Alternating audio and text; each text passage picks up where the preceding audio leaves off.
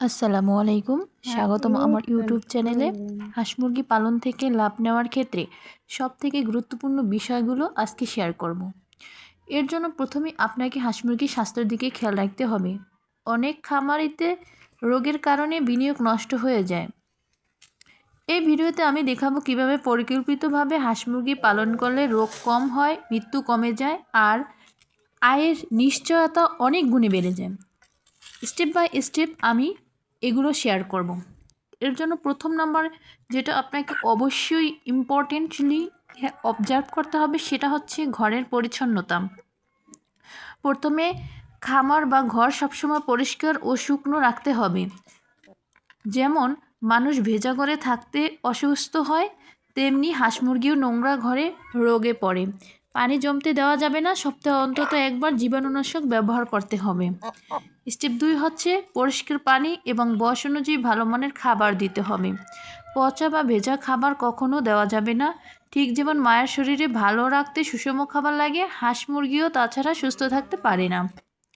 ওই রকমেরই স্টেপ 3 যে বিষয়টা আমি বলবো সেটা হচ্ছে নিয়মিত টিকা দিতে হবে।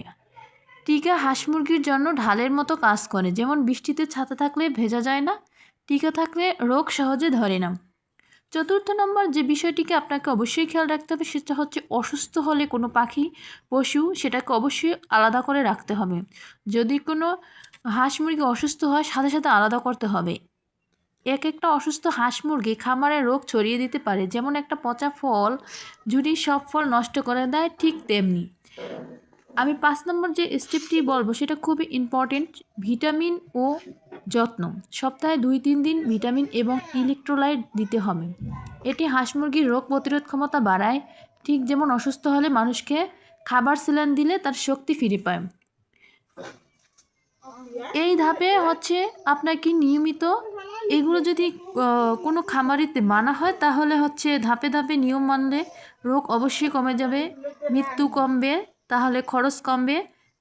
এগুলো যদি কমানো যায় তাহলে আলটিমেটলি আপনার ইনকাম বাড়বে।